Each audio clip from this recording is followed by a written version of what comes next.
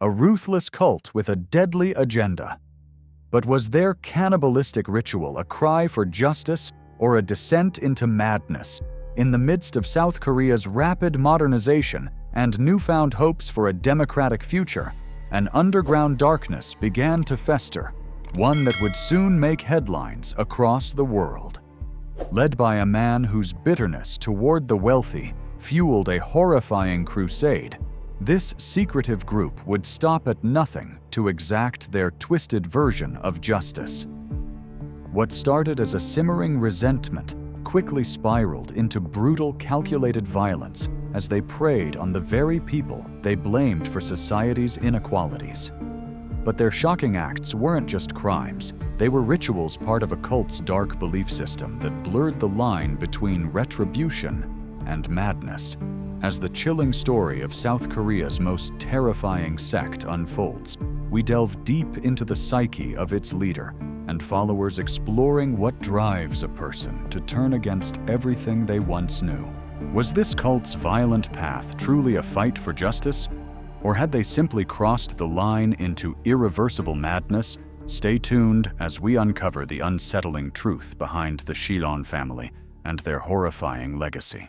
South Korea in the 1990s was a country in transition, shifting from decades of military dictatorship to a fledgling democracy.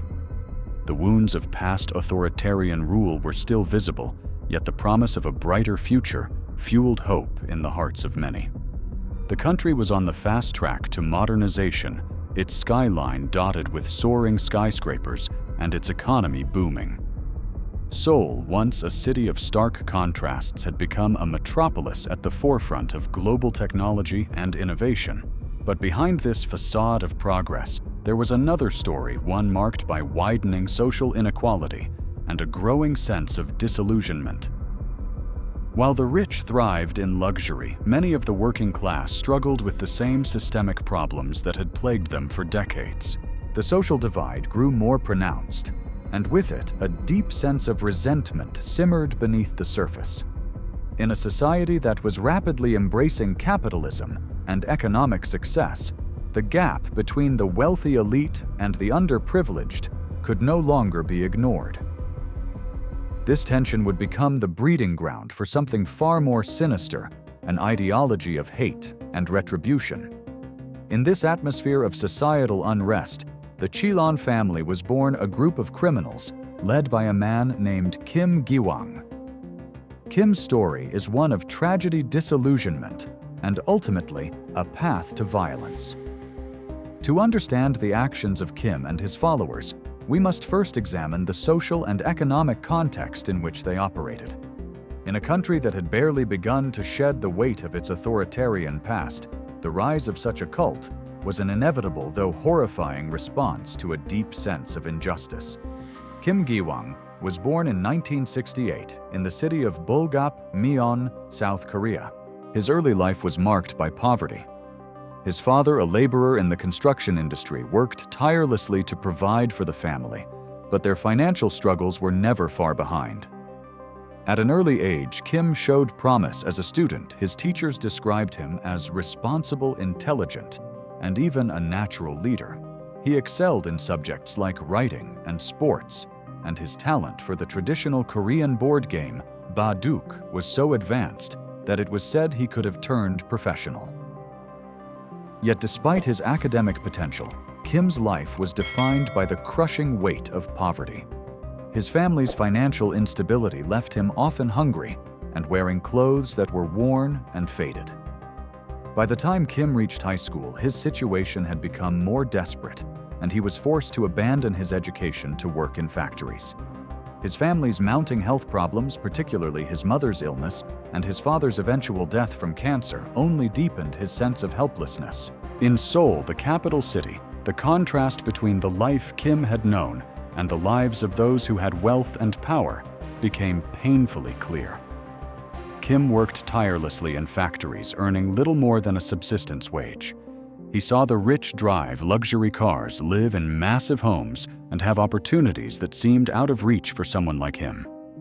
As the years went by, the resentment Kim felt toward the wealthy grew. He began to see them as the embodiment of everything that was wrong with the system. To him, they were the cause of his suffering, the reason for his family's struggles. In 1993, with his growing anger and dissatisfaction with society, Kim Giwang took a decisive step. He began to organize a group of like-minded individuals, many of whom had also experienced the harsh realities of poverty. The Chillon family was born from this coalition of the disillusioned individuals who, like Kim, harbored deep resentment against the wealthy elite. The group was more than just a criminal enterprise. It was a cult bound together by a shared ideology and a common goal to punish the rich. Kim's leadership was authoritarian. His control over the group was absolute, and his ability to manipulate his followers was both chilling and effective. Even while in prison, Kim continued to exert influence over the group, sending orders and maintaining psychological control. This manipulation allowed him to turn the Chillon family from a small group of outcasts into a violent, organized force. The cult's ideology was centered around the belief that the rich were the true cause of South Korea's inequality and suffering. They were seen as the enemy symbols of everything that was wrong with society. In Kim's eyes, violence against the rich was not just justified, it was a moral imperative. The Chillon family began a series of violent crimes designed to redistribute wealth, but their actions quickly escalated into murder. They didn't just want money, they wanted to make a statement, one that would forever change their country's understanding of justice.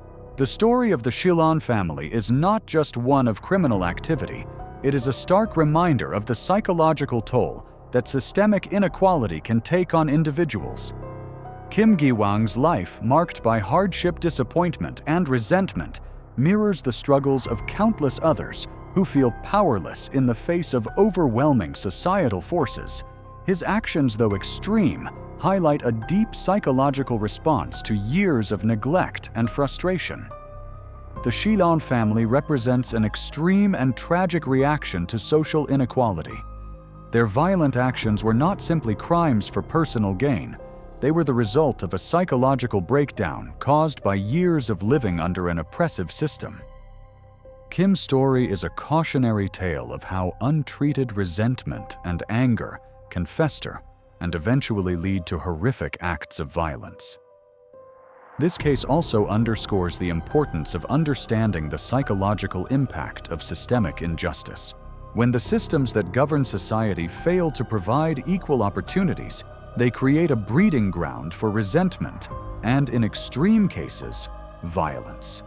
The Chillon family's actions were a tragic consequence of a society that allowed deep social divides to grow unchecked. The Chillon family was not born from a vacuum. Their existence was the result of a society struggling to reconcile its rapid modernization with its entrenched inequalities. Kim Giwang's life, marked by early promise and later disillusionment, shows the dangerous psychological consequences of living in a system that perpetuates poverty and favors the wealthy. As we move forward in this story, we will explore how Kim's ideology evolved into violence and how the psychological manipulation within the cult turned an idea into a nightmare for those caught in its wake. Kim Giwang's life in Seoul was marked by deep dissatisfaction. Having come from a poor background, he found himself stuck in a daily grind of long hours in factories earning meager wages. His workplace was a microcosm of a larger societal issue, disparities in wealth and power that were becoming more and more glaring in a rapidly modernizing South Korea. While he toiled away in cramped factory settings, others around him flaunted their wealth and privilege, living lives far removed from his own struggles. The new wealth of Seoul, with its opulent cars and expensive properties, stood as a sharp contrast to Kim's own harsh reality. This disparity didn't just create frustration in Kim, it fueled a deep-seated resentment.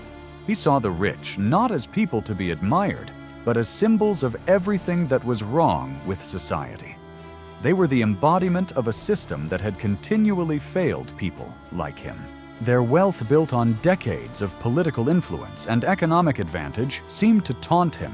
And it wasn't just the wealthy individuals who caught Kim's attention.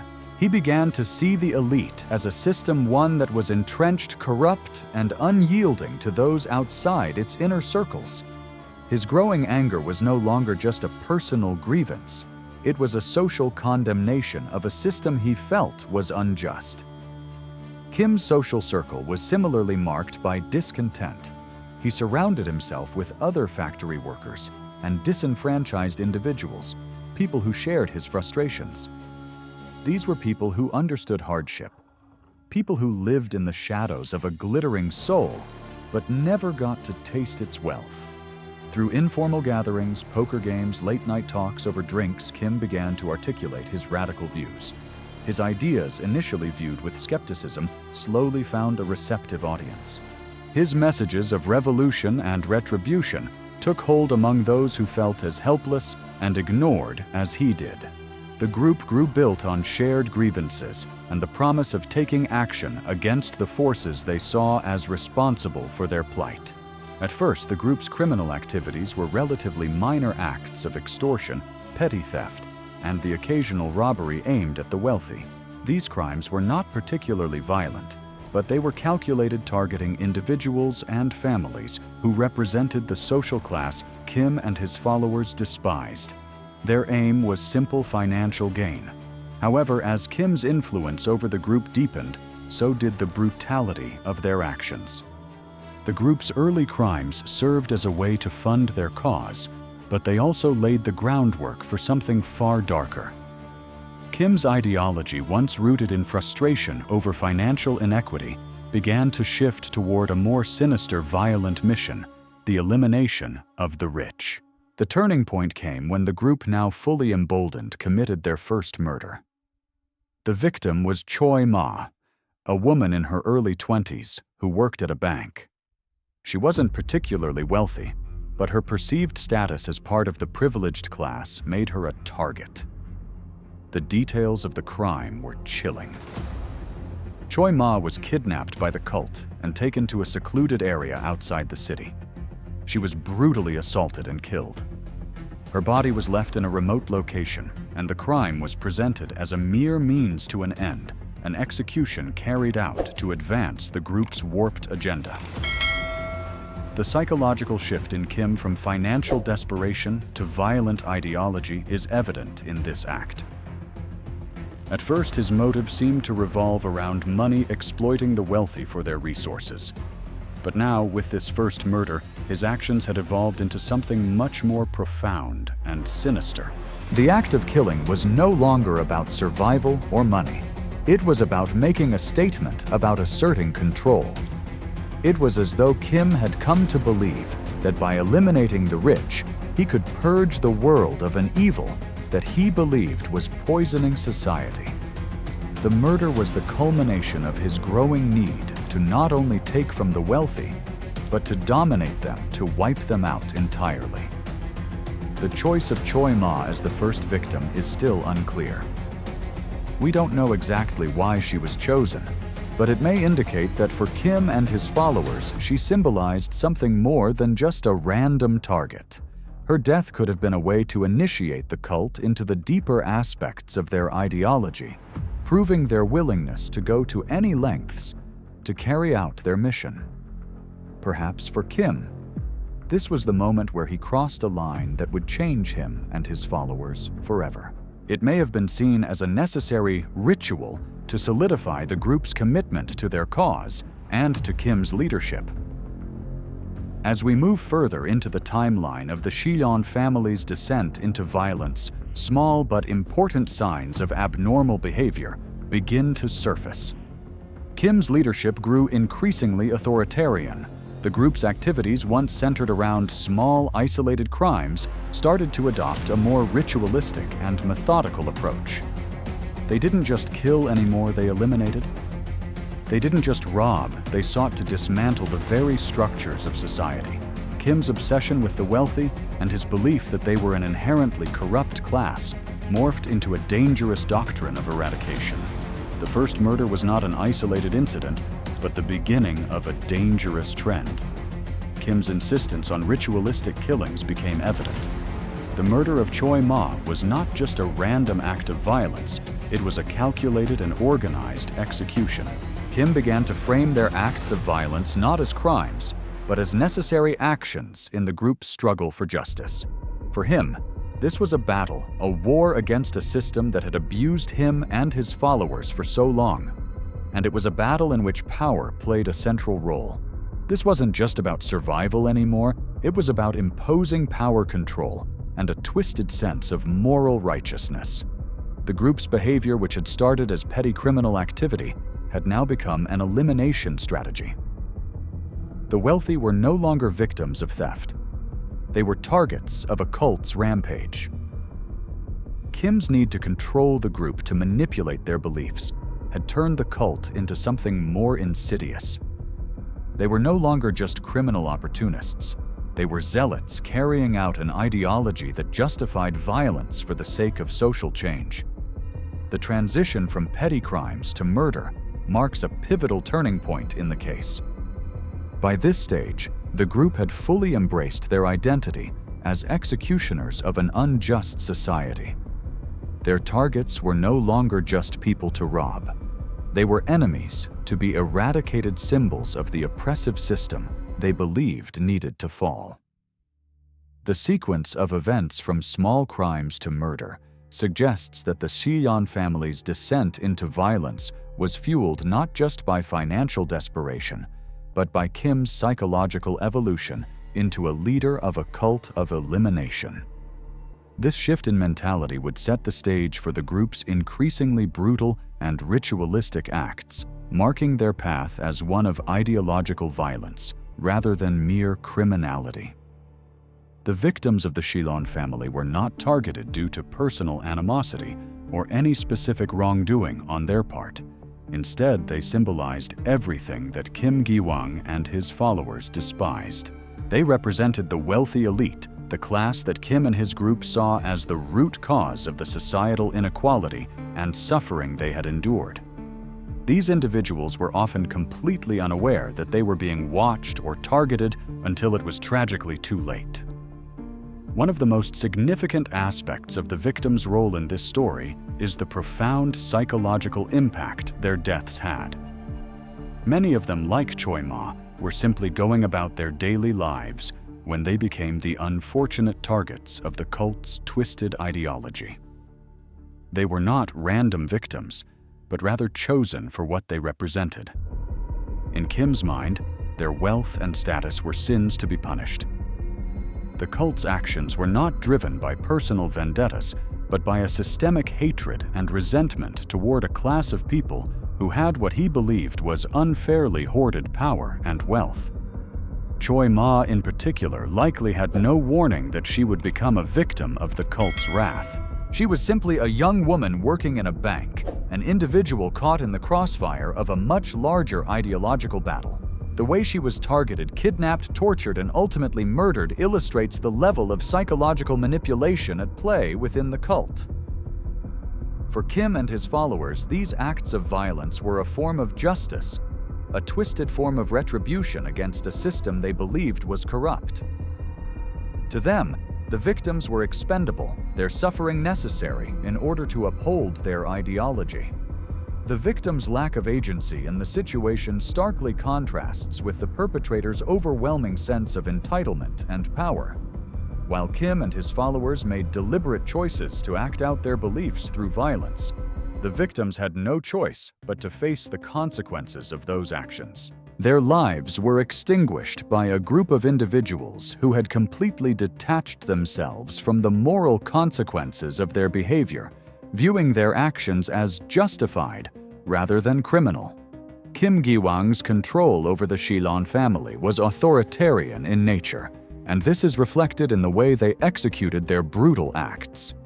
Kim's ability to manipulate his followers is key to understanding the psychological dynamics at play within the group. Through a combination of charisma, ideological control, and promises of power and wealth, Kim shaped the group's beliefs and directed them toward violent, extreme actions. What's particularly disturbing about Kim's behavior is his emotional detachment from the violence he orchestrated. As a leader, he did not engage in the killings himself, but he commanded and influenced others to do so. His ability to distance himself emotionally from the acts of brutality suggests a high degree of psychological detachment, a trait common in individuals who are willing to dehumanize others to justify their own violent actions. Kim likely viewed the murder of the victims not as a tragedy, but as a necessary step in the cult's pursuit of their goals. In his mind, the ends justified the means, and the victims were simply collateral damage in a broader ideological war.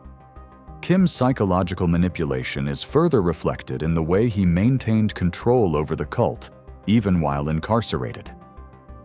Despite being behind bars, Kim remained a powerful figure within the group, pulling the strings from afar. His followers, some of whom had no previous history of violence, became his instruments carrying out the gruesome tasks he ordered. This reflects a disturbing aspect of cult behavior, the leader's ability to maintain influence over his followers, even in the absence of direct contact. Kim's grip on his followers was not based on physical proximity, but on his ability to manipulate their beliefs and emotions, making them feel justified in carrying out his violent directives. As the group's criminal activities escalated, their behavior began to shift. What started as petty theft and extortion soon transformed into full-blown murder. The cult no longer saw killing as just a means to achieve financial gain. It became an ideological punishment. This psychological shift is significant because it marks the moment when the group's actions were no longer about survival or even material wealth. They were about something deeper. Kim and his followers began to see themselves as avengers, not of personal wrongs, but of societal wrongs they felt could only be corrected through violence. A key turning point occurred when the group turned on one of their own members, Song Bong-un, for attempting to steal from the group.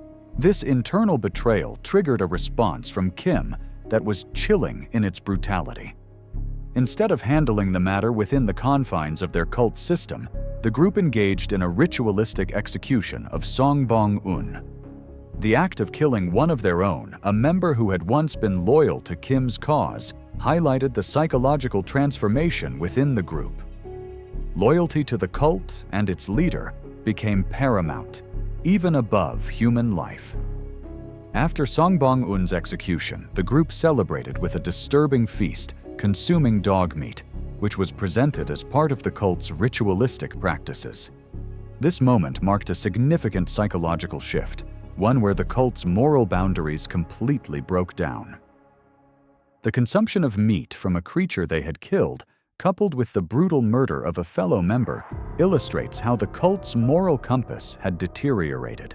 It was no longer about money or revenge. It was about blind loyalty control and the dehumanization of both their victims and each other. Kim's increasing dominance over the group and his manipulation of their beliefs led to a situation where their humanity was secondary to their loyalty to him. They had become so immersed in the group's ideology that even killing one of their own for the sake of maintaining that loyalty seemed justified. This behavior shows how far the group had strayed from any semblance of moral reasoning. The internal execution and subsequent celebration of it were a clear sign that the cult was no longer operating with any ethical considerations, but rather as a psychologically driven cult of destruction. The psychological dynamics within the Chillon family, particularly the detachment of Kim Giwang and the gradual moral deterioration of his followers, reflect how a group can justify extreme actions when bound by a shared ideology. The murder of Song Bong-un and the consumption of dog meat as a ritualistic act demonstrate the complete breakdown of moral boundaries within the cult, emphasizing the destructive power of manipulation and the dehumanizing effect of cult-like thinking. When Kim Giwang was arrested and imprisoned, it seemed like the cult's reign of terror might finally come to an end. However, law enforcement quickly found that dismantling the Chillon family was far more difficult than simply capturing its leader. Despite Kim's incarceration, the cult continued to operate its activities directed by Kim from behind bars. The authorities, overwhelmed by the sheer scale of the group's operations and the depth of their secrecy, struggled to keep up. One of the primary difficulties faced by law enforcement was the lack of concrete evidence. The cult had operated in a highly covert manner, and the few available leads were largely circumstantial. Investigators had difficulty tracing the group's financial activities, which were critical to understanding how they funded their crimes and grew their influence. The cult had very few financial records, and much of their illicit wealth remained hidden in complex networks, further complicating the investigation. In addition, the absence of key witnesses who could testify about the group's activities or offer insight into its operations left investigators with little to go on. Many potential witnesses were too scared to come forward, either because they feared retribution from the cult or because they were unaware of the full scope of the crimes being committed. Without direct testimony or recorded communications, the investigation relied heavily on circumstantial evidence, such as traces of the group's activities in the form of unexplained disappearances or vague accounts from people who had interacted with cult members. The lack of hard concrete evidence meant that much of the case was speculative, with no clear way to tie the full extent of the group's actions to any specific individual within the cult. Another significant factor contributing to the difficulty of the investigation was the limited technological resources available to law enforcement at the time. In the early 1990s, South Korea's criminal justice system was not equipped with the advanced forensic tools and digital technologies that would later prove instrumental in modern investigations. DNA analysis, digital tracking, and advanced surveillance methods that we now take for granted were not as readily accessible, making it much harder to uncover the full truth. In addition to technological limitations, social factors also played a role in the slow progress of the investigation. South Korea, like many other countries, was dealing with a complex set of social dynamics that often influenced the way law enforcement responded to crimes. The stigma surrounding the lower classes meant that the authorities were often less inclined to treat the cult's actions seriously at first. The cult's members were largely from disadvantaged backgrounds, and the police may have initially dismissed their activities as the actions of a few marginalized individuals rather than a well-organized criminal group. Furthermore, the cult operated in seclusion, hidden from the view of society's upper echelons. This isolation allowed them to function under the radar for a long period, unnoticed by the general public and law enforcement alike. It wasn't until the group's violent tendencies became too extreme to ignore that the authorities began to seriously investigate the full scope of their actions. By that point, much of the evidence had been destroyed or hidden, and the case was already beginning to slip into the realm of a cold case. The silence in the record surrounding the Chillon family is particularly revealing. Several key aspects of the case remain mysterious to this day, and there are still large gaps in our understanding of the cult's inner workings. For instance, the cult's internal communications, the discussions that took place between Kim Giwang and his followers, remain largely unknown. We know that Kim maintained a psychological hold over his followers, even while incarcerated, but we can only speculate as to how he communicated with them and how he reinforced his control. The silence surrounding these internal dynamics suggests a psychological manipulation that allowed the cult to remain undetected for so long. Kim's ability to direct the group's activities from prison reflects an extreme level of influence, but the exact nature of that influence is difficult to quantify. We can infer that his control over his followers was absolute. His psychological grip allowed him to manipulate them into carrying out extreme acts of violence.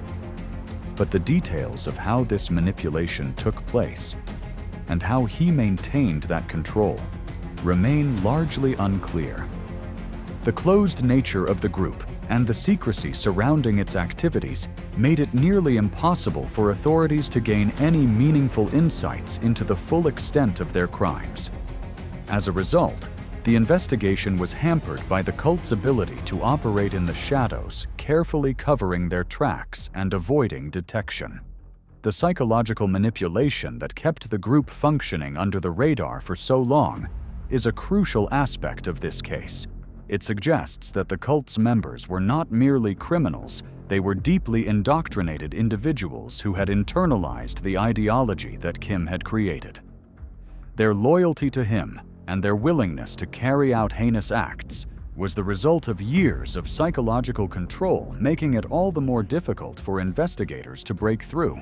Additionally, the broader social context, the economic gap between the wealthy and the impoverished, combined with a lack of attention to the cult's activities, contributed to the delayed recognition of the group's criminal behavior. It wasn't until the group's violence escalated to extreme levels that the authorities were forced to take action. By that point, much of the evidence was lost, and the case had already begun to slip into the cold case files. Key insight. The Chillon family case illustrates the limitations of the criminal justice system, where gaps in the record due to a lack of physical evidence, witness cooperation, and technological tools can allow a case to become a cold case. The psychological manipulation within the cult, combined with the closed nature of their operations, made it nearly impossible for authorities to fully uncover the extent of the group's crimes. This silence is not just a failure of law enforcement, but a reflection of the cult's ability to evade detection and the psychological grip their leader had over his followers. As time has passed, new technological advances have provided some hope of shedding light on the Chillon family's criminal activities. DNA testing and modern forensic methods have allowed investigators to identify those involved and confirm certain aspects of the case that were once unclear.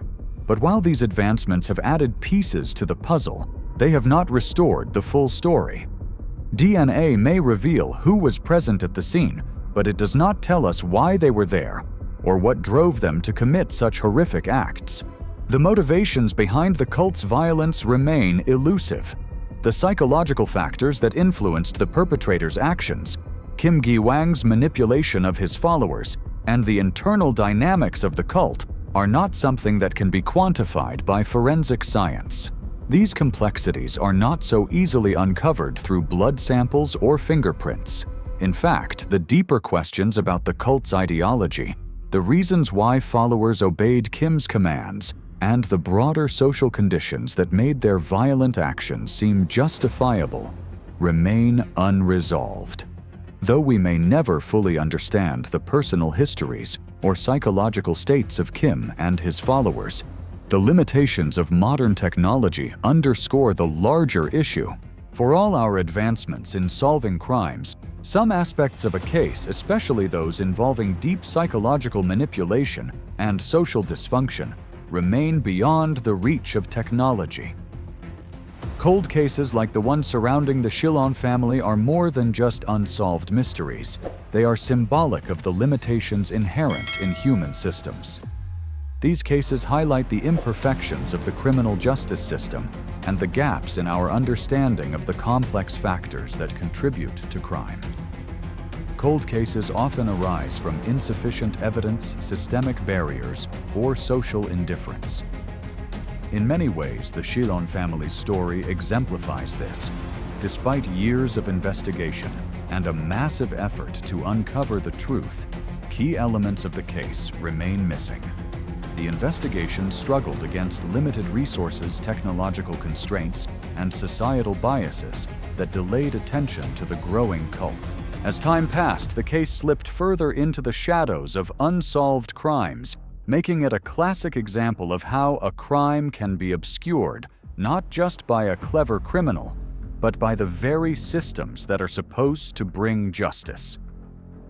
However, this does not mean that the case's analysis is without value.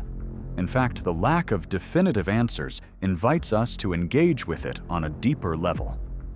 Cold cases teach us that human behavior and the systems that shape it are not always straightforward.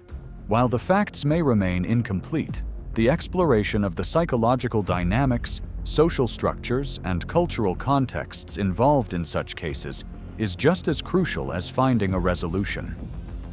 Ultimately, the case of the Chillon family is not simply about the brutal crimes they committed. It is a story that delves into the larger societal issues they embodied, issues of economic disparity, social inequality, and the potential for radical ideologies to take root in disenfranchised communities. The cult's violent actions were not just an isolated incident, but a reflection of broader psychological and social conditions that allowed such an ideology to flourish. By examining this case, we are forced to confront uncomfortable truths about the systems that perpetuate inequality.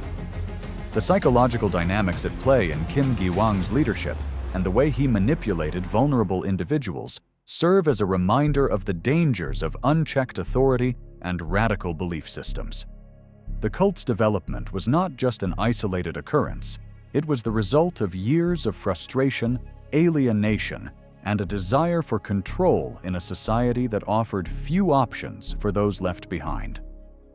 In the end, the true value of analyzing cases like the Chillon family lies not in solving them, but in the deeper understanding they provide of human behavior, social systems, and the complexity of the criminal mind. While we may never know all the details or fully understand the motivations behind the cult's actions, we can learn valuable lessons from their story lessons about the dangers of inequality, the psychology of violence, and the importance of vigilance in maintaining justice.